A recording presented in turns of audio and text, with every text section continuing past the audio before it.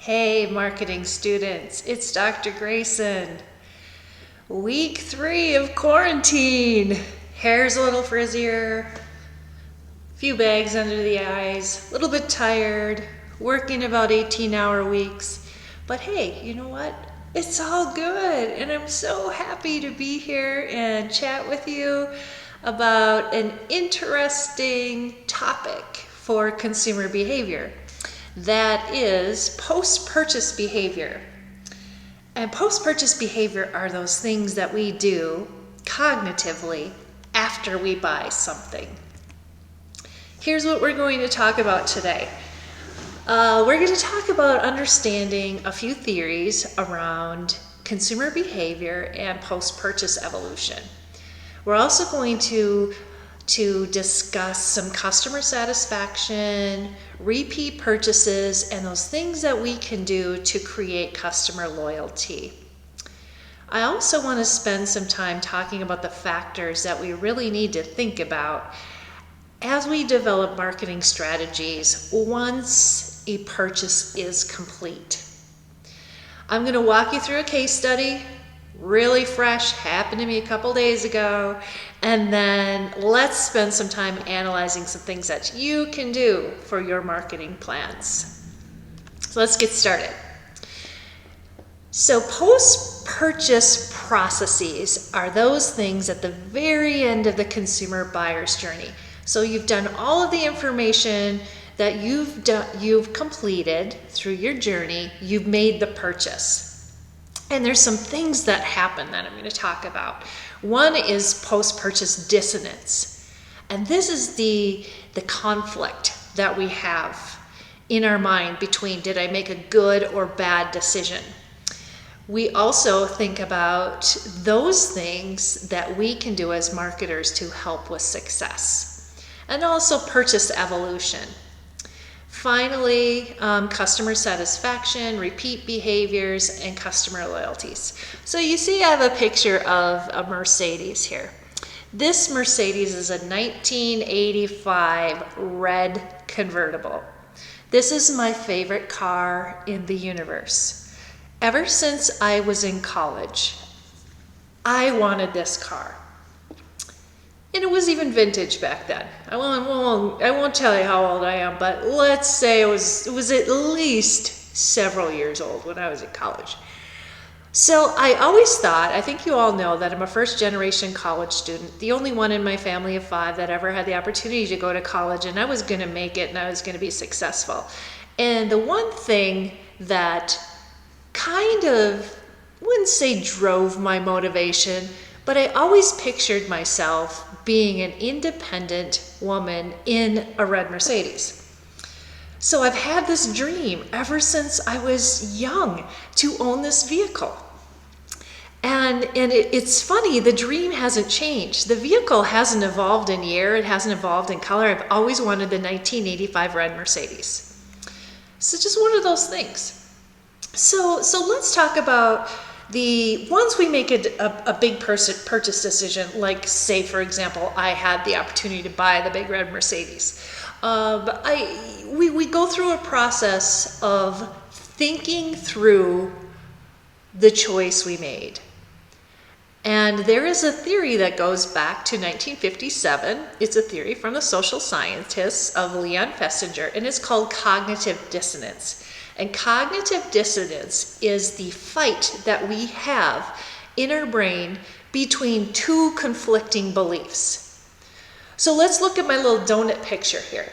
So cognitive dissonance, let's say I go to the bakery and get a donut because I have been trapped in my home for 3 weeks and there is nothing more I would want than a great big sugary jelly donut right now. I'm not going to run out and risk getting one. Oh, even though I probably should because it would probably be good for me right now. Anyway, so let's say I did go out and buy a sugary donut. The donut is going to make me feel good. I'm going to eat it. It's going to taste sugary and wonderful. I'm going to have this sense of pleasure about this wonderful donut that I've wanted for a long time. So that's one of my beliefs. The beliefs, if I go and get the donut, I'm going to feel good. Then I have the conflicting belief of, but if I get the donut and I eat it, I'm gonna have a sugar high and I'm gonna crash in 3 hours and I'm gonna tank and I'm gonna have lots of calories and then I'm gonna go straight to my hips. So you can see I may run out and get that donut and I'm gonna have the pleasure feeling and I'm gonna have that was a really stupid decision feeling.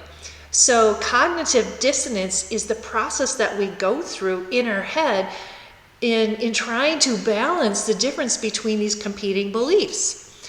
And it happens most often after we make a decision, like after I run to the bakery and get my sugary raspberry-filled donut.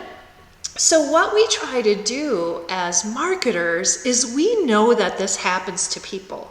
So what we do is we create strategies to help reinforce the decision that you made. So it might be something like, I get a message saying, in times of difficulty, sugary snacks are really good for the consumer. It helps your emotional state. That would be one way of spinning the decision that I made to get the sugary donut. So we try to help people recognize that they're making a good decision. Another thing that marketers often do is, if you have, let's say I purchased that 1985 red Mercedes. They could institute marketing programs to start advertising and flashing my decision, my car, in digital ads, in emails, and things around me to say, yeah, you know what? Hey, that was a good decision I made.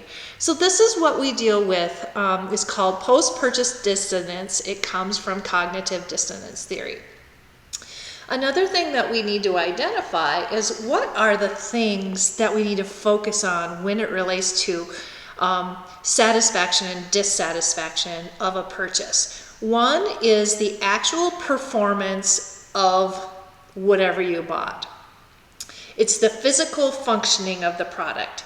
So if you bought a brand new Bose speaker, I did the other day because I knew I was going to be spending lots of time in my house and music calms me. So I invested in a Bose smart speaker. So the smart speaker that I invested in, the instrumental performance of that is, does it do functionally the utility of what I thought it would do? Will it be able to play my iTunes? Can I go on there and ask Siri to ask Alexa to order me dinner?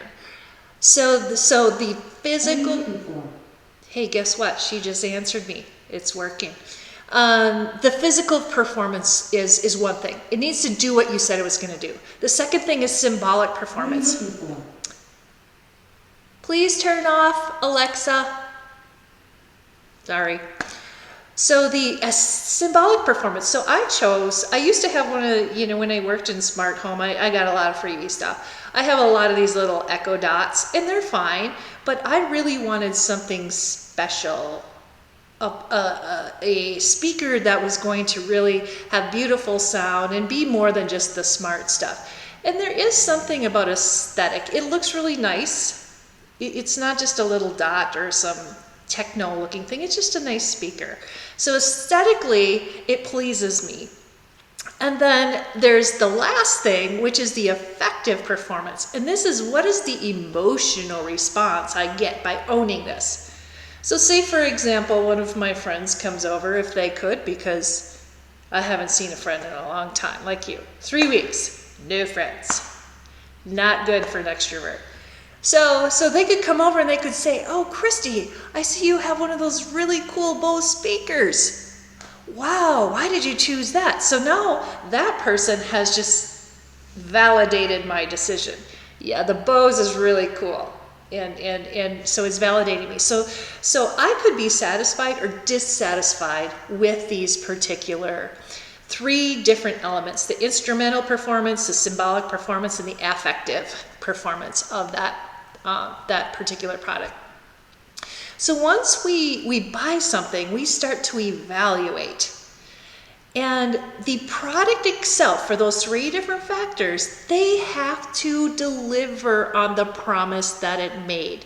All of those things we did at the front end of the buying cycle, create, solving a need, providing information on features, ratings and reviews, all of these things have to align to what we believed it was going to be to keep customers coming back. There's also another theory called choice bias. And what choice bias is that you may have purchased something. So let's say I purchased the Bose speaker, and I did. And it was an investment. It was $299. So the Bose speakers looks great. It seems to be working okay, but it's not as good as Alexa. I'm just going to say, it's not as good as the Amazon Dot. It's not as good as Google Home, other things. The technology piece of it isn't quite as sophisticated as some of the less expensive speakers. So I can't easily connect all of my music through their application. Maybe I'm just a techno dork and can't figure it out, but for the most part, there's some glitches. I've worked in this industry, there's some glitches. So what I start to do is I start to make stuff up. Well, they're not very good at Spotify right now. It's coming, it's okay. I didn't buy the speaker to play my music on Spotify. I bought the speaker because it has the most beautiful sound quality. So our brain automatically starts to go to a happy place, and we start to make excuses or try to find ways around to validate the decision we made. We want to prove ourselves right. Just like our friend here from the movie Anchorman, when he's been running and he chooses milk, not a good choice. Milk was a bad choice. So we go through a process of post-purchase evaluation. And this is an exercise that mentally or cognitively we go through that marketers really need to hone in on. We want to make sure that we deliver on the promises that we've made. So I want you to think about a time where you've made a purchase that you're happy with long term. Maybe it's your iPhone, maybe it's a bike you purchased, or a pair of iPods, whatever the pods are called now, the stringless pods. So think about that. Think about also when you've had a bad experience, and go through and try to retrace your steps and see if any of these theories that we've talked about, align to some of the things that you did. So there's really three outcomes when we think about making a purchase and how we've dealt with that. Does it meet your expectations? Does it far exceed your expectations? Or is it falling short? So that's kind of what we do as consumers. So this is a model called the expectancy disconfirmation model. And this is one of the 4 most used models in business today, as well as marketing or consumer behavior theory. I've done research on this model using smart home technology, looking at various variables and factors as it relates to whether consumers are satisfied or not. So the model is as simple as this. You purchase a product. You're either happy with it, or you're not happy with it. But what I mean by happy with it is, does the product meet your expectations that you believed it would when you purchased it? So there's 3 different things that could happen. Your expectations are confirmed. Like, if you buy a crappy product, you get a crappy product, you're gonna have a crappy product. Does your perception equal your expectations? If so, it's confirmed. If it's not confirmed, it's a negative disconfirmation, which means your perception is less than expectations, like my Bose speakers. I thought maybe I could, stream any of my music services on here without a glitch. Not so much when I got it, and maybe, like I said, it's just something that, technically I haven't figured out yet and don't have time to do that, but my expectations were negatively confirmed, or disconfirmation. Now, positive disconfirmation is that, wow, the Bose speaker is the best thing ever. It exceeded what I thought it would do. So we've got this model, and you're either positively or negatively confirming whether or not your expectations were met. If they were not met, you're dissatisfied. If they were met, you are satisfied. And these two things, whether you've met or did not meet expectations, causes feelings, emotions, based on whether your decision was right or wrong. So I'm going to give you a little case study. So I set the stage with this lecture talking about my beautiful 1985 red convertible Mercedes that I've always wanted ever since I was young. And so keep that in mind as I go through this story. So I am going to tell you a story. The story happened 3 days ago, last Saturday. And the case study is the car I owned for 15 minutes. So let's talk about this in the context of post-purchase evaluation. So here's the problem. I may have already told you the story that I moved into my beautiful new home in Green Springs, and a few days later, my son, who also lives here with me, had his car parked out in the street. Well, what happened was a big forklift, because I live in a new construction area. I'm one of the first homes. So there's all this building going around me. A big construction forklift bulldozed my son's car. And that's a long story in and of itself, but basically the car was totaled. So guess what? I have a problem.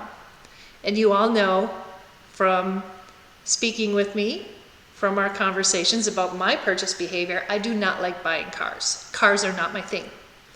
I want to get it over with. Now I have a problem. I have a serious problem.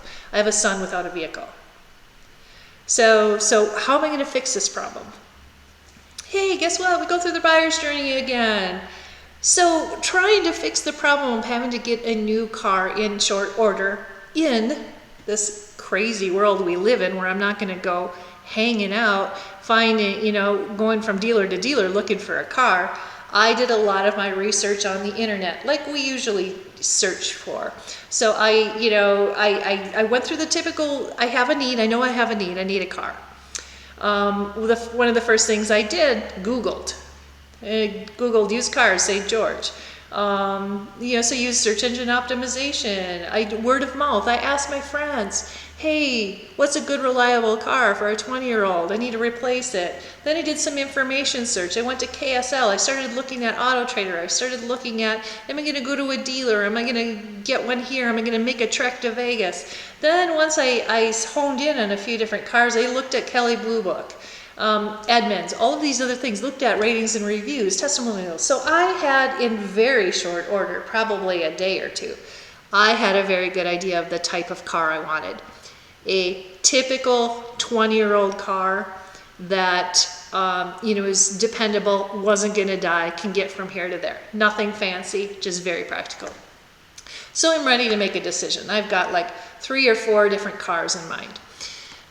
So my son and I decide we are going to be naughty, take a trip to Vegas, and look at a couple of these cars, because we're in need. We couldn't find a car here in St. George, so we had to make the trek. Sorry, that was bad, naughty. So I'm in the making a decision phase right now.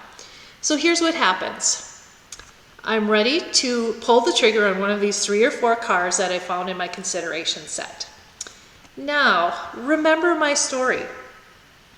When I was growing up, I always wanted a little red Mercedes, a 1985 Mercedes that was so beautiful. And my aspirations was to be that person someday that would be sitting in that car. Well, right before we were on our way to go to Vegas to look at the dependable Hondas and Toyotas and other things like that, my wonderful son comes out of his room and shows me a picture of a 2005 red Mercedes convertible. and all of my practical mom sense left me. Remember the impulse buyer video we did last time? It left me. I lost it. He showed me this car. It was 2005. It was 89,000 miles. It was beautiful and perfect condition. It was going to be near one of the places we were going to look at the practical cars. So here's what happens. We drive to Vegas. There it is, the 2005, not the 1985, because that was $36,000. Then the 2005 Mercedes convertible with 89,000 miles. So we went and we looked at it. I hopped in the car, and all of those emotions from my youth of getting the car I always wanted filtered to the top. So what do? I go through the decision-making process with the owner. You know, we look at the car, we take it for a test drive, and then, there it is. My son starts taking pictures of me in the car, and he's like, Mom, this is your car, this is your car, this is what you've always wanted. I can drive your Camry, you take this car. So my whole perspective on buying a car had changed in a matter of minutes based on my history. So here was my journey as a vehicle. So in I ended up buying the car. So when we look at our buyer's journey and we've made a decision like buying a vehicle, like my dream car, the information and the experiences that we encounter prior to making that decision creates an expectation for, in my case, the vehicle. I thought the vehicle was going to be great. It was reasonably priced. It had one owner. It had never been into an accident. It was in pristine condition. My theory was that this was going to be a working automobile and that I could drive it back and forth to work, and my son would take my Camry for all of his things that he does. So that was my expectations. I'm going to get a car that works. So once you have made that decision, you start to evaluate immediately. Remember the conflict we have, is it right, is it wrong? We start to evaluate that decision, and in my case, here's how that went. So remember the expectancy disconfirmation model? Either my expectations are met or they are not met. So we bought the car. I was a little nervous to drive it all the way back to Utah, so I asked Eli, my son, would you mind driving the convertible back to Utah? I'll take the Camry. He's like, oh yeah, Mom, for sure. I'll be the one to drive the convertible all the way back from Vegas to St. George. No problem, Mom. So I was very, very happy. I'd figure out how to drive the car once I got it here. So my expectations was that this was our car now. We're gonna go move on with our lives. So what happened? Less than 5 miles out of driving out of the lot, a light comes on. A light that says EPS warning, take to manufacturer as soon as possible. Eli's up ahead of me driving in and out of traffic in this beautiful new car. I mean, he calls me and says, Mom, there's a light on in the car. And I thought, what? We haven't had this car for 10 minutes. So I call the guy at the dealer, and he said, oh, bring it back. So we had to drive all the way back. And what happened was there was something wrong with the vehicle. Did I get it checked out by a mechanic? No. Was the light on when we did the test drive? No. Did everything seem to be in working condition? Of course. My expectations were not met because I just purchased a car of my dreams that was not functional. So we took it back. They figured out there was a sensor. This is a 2005 Mercedes. They just don't have sensors laying around. Then I realized that, okay, even if they fix this sensor, what's going to be next? All of my decisions are starting to sneak up with me, and the rational part of my brain triggers. So I am very, very dissatisfied. So needless to say, long story short, I owned the car for 15 minutes. I took a little bit of time to decide whether or not I was going to keep the car, decided it wasn't the right car. So that's how I went through that, that model. And as you can see here, my feelings were crushed. This was the car of my dreams. It meant more than just a vehicle from getting here and there. It meant something personally to me, particularly since my son brought it to me and said, Mom, this is the car of your dreams.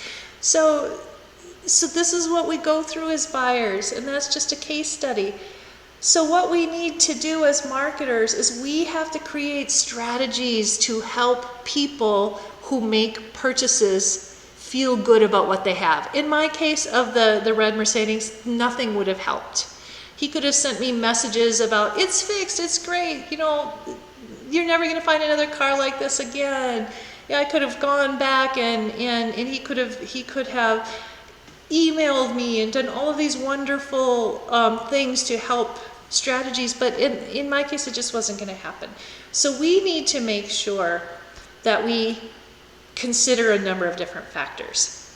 The first is, when you're going through the front end of the buyer's journey before somebody purchases, you must make sure that the information you provide is accurate and on point and transparent. So think of that. Think about customer word of mouth. What is going to happen if you are not transparent and all of a sudden you have a marketing professor telling this story to hundreds of students about the red Mercedes that broke her heart, that's shown for 15 minutes. Imagine how that story is going to flow. What would that do to you as a business, as a marketer? Obviously, I'm not going to tell you the name of the business. That wouldn't be fair to that owner, but this is real stuff. We have to consider that in every large purchase, cognitive dissonance is going to come in. People will have remorse, whether they're happy with their purchase or not. It's just the way our brain works. So we need to make sure that we follow up with customers after they make a purchase. Make sure they're happy. Give them how-tos, like my Bose speaker. Maybe I should be getting some sort of how-to, how to make your Spotify work, how to, you know, having any troubles or liking your experience. All of these things builds a relationship with your customer after your purchase. So consider those things. Customer experience is so very important, especially since digital technology and hardware are starting to come together, or services. We need to make sure that we can answer customer questions very quickly. From my experience with getting my money back on my red Mercedes that I owned for 15 minutes, I had to have a lot of dealings with a very large bank. And I understand that their call centers are backed up right now. I literally have spent at least 5 hours in the last 3 days on hold trying to navigate with the bank where my funds are and can I put a stop payment on my debit card transaction and all these different things. The chat bots weren't working.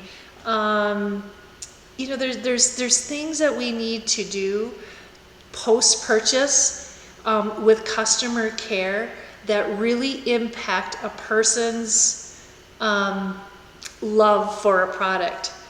So in the case of Bose, if I'm happy with my product, or I'm unhappy and I you know, maybe I took the time to text somebody or went to an online help and those experiences were very positive, that's going to strengthen my relationship with that product. Not so much that it didn't work or it did work in the first place, it's whether or not overall somebody took care of me and held my hand through that journey, and that will go a long way. Also, ratings and reviews. As you know, if you have customers who are very happy, or even you don't know, it's really important to start to seed the reviews. Get the information from your customers, a place for them to share to the world their experience, particularly if you're rock stars. Every review, it needs to be responded to. So for example, if you are managing a social media channel from a customer care purchase and somebody says, your website is down, you need to respond to them publicly. Or thank you for the great experience like I had at Harmon's the other day when they delivered my groceries. Thank the customers for responding to you, but the number one thing is be sure you respond to comments in a timely manner, at least within a few hours, because you're sending a message to the entire world that you are either responsive or you're not. And what do people care about? They may be all jazzed about your product before they buy it, but they fall in love with your product once they purchase it. And your job as a marketer is to help them cement that relationship with them, to keep them happy. Loyalty. We've talked a little bit about loyalty programs in the past, and loyalty programs really are designed to help your customer fall in love with you. Create an ongoing relationship with them, making them feel special, providing meaningful rewards, things that really matter, and surprise and delight them. Send them a note on their birthday or an anniversary, hot soup for you, or thinking about you, have a cupcake on us or a cookie.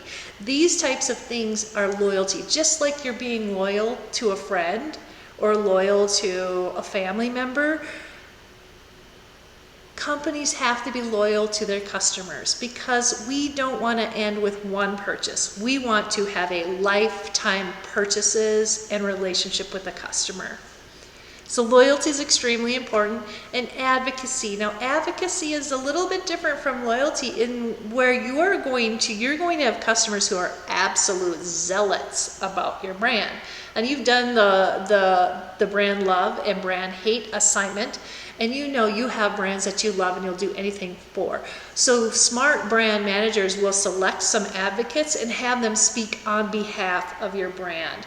And then in showing gratitude back to that advocate, letting them recognize that thank you so much, whether it's public or you're going to show gratitude in some sort of way that's very meaningful to them. It could be as simple as a badge or a thank you or a note from the CEO or some sort of discount. But advocacy is important because these are the people who will live and die for your company and will help you hang through the thick and thin and will be your best advocate and share their love with the whole world. So that's really our goal in the end for post-purchase. So hopefully you've learned a few things. We've talked a little bit about the types of theories out there and why our brain works the way it does after we make a purchase. I want you to consider the factors that are really important. Remember the function of the product, the aesthetics of the product, and then the affective or the emotional, our emotional connection with products.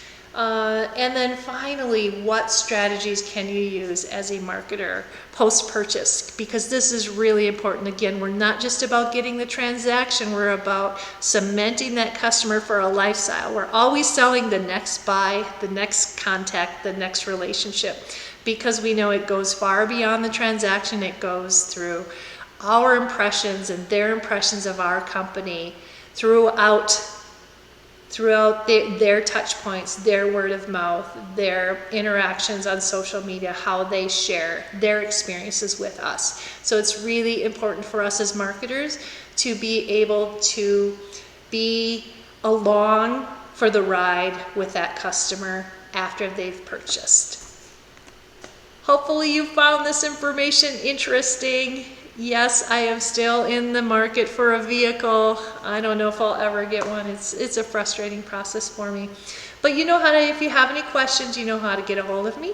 You can contact me via email, text me, call me, or hop on my virtual office hours, which are Tuesdays and Thursdays, 9 o'clock to noon. You have my Zoom account. I will be here. Pop in and out as you need. And I hope you are surviving being tucked away in your houses. I'm thinking about you. I care about you. If you need anything, please let me know. I'm here.